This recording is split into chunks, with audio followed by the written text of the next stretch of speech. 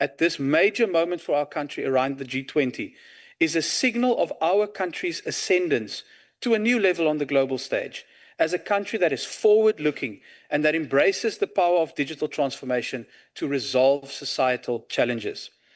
In the age of AI, the need for governments to build digital public infrastructure has never been more urgent to ensure that South Africa does not get left behind in this emerging new world. And Home Affairs is proud to be at the forefront of this effort. The same digital transformation strategy that is set to drive much greater access and inclusion for immigration is set to do the same for civic services in South Africa, while also dramatically improving the quality of these services. Over the next year, South Africans will gain access to Home Affairs services in many more locations. The department is finalizing the technical and administrative arrangements to dramatically expand the highly successful pilot project that has provided smart ID and passport services in 30 bank branches for almost a decade. It is now time to expand and build on that. Through digital transformation, we will make Home Affairs services accessible through banks' IT platforms, enabling these services to be provided ultimately at 1,000 bank branches, as envisaged by the medium-term development plan. Honourable members, imagine what it means for South Africa if suddenly you have 1,000 more locations where you can obtain these services. Shorter queues, more options, better services. But the best part is that this same process will also culminate in making Home Affairs services available digitally through the same online banking applications that South Africans already use to buy electricity, data, and renew a vehicle license. Before we speak again at such a budget debate, honourable members, you will see the Home Affairs logo on your smartphone. Honourable Chair, we are also investing in the foundation of all of this work. And that involves investments to upgrade the National Population Register. This database is foundational to every single government service and every single private sector service in our country. But for more than a decade since a verification service was launched to use the NPR for these purposes, the underpricing of the NPR's verification service has deprived Home Affairs of the resources required to upgrade and maintain this system. This underinvestment has led to a situation where more than half of all verification requests now fail altogether, directly threatening government services like social grant delivery and the financial services sector. The cost of this system being offline can be measured, and it tells a scary story. During the past 5 years of the previous administration, 41,000 working hours were lost because the National Population Register was down, overwhelmed, and lacking investment. This is 4 times more than the working hours lost at Home Affairs due to load shedding. Just imagine the impact, honourable members.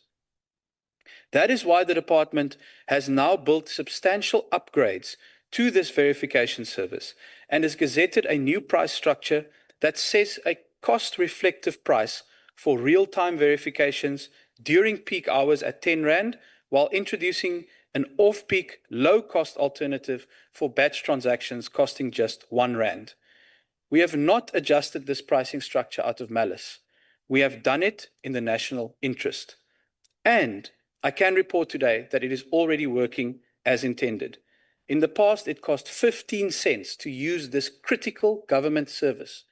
It was literally taking money away from the state's ability to upgrade the service, and it was forcing taxpayers to subsidize it. We have ended that. Now, as a result of that, I can report that we have already successfully onboarded government's entire justice cluster to this new upgraded verification service. This includes key public sector entities like the South African Social Security Administration, the South African Police Service, and the Department of Justice and Constitutional Development. Chair, whereas previously 50% of the verifications failed completely and the other half usually took up to 24 hours to respond, I can report that government's own justice cluster is now successfully processing over 180,000 transactions per day through our new service, and it consistently delivers results in less than 1 second. That is what we are building. Additionally, 3 major private sector users have already transitioned onto this new service as well. One private sector user has already, since it went live on the 1st of July, processed over 1 million records through the new off-peak option that would previously all have gone into the real-time queue, and that would have caused the system to go offline. That reform is directly contributing to a more stable national population register for all users. Taken together, these reforms are set to improve service delivery and reduce waiting times at Home Affairs offices, while also providing South Africans with many more options to obtain critical enabling documents. Another key element of implementing Home Affairs at home is to enable doorstep courier delivery of enabling documents to applicants.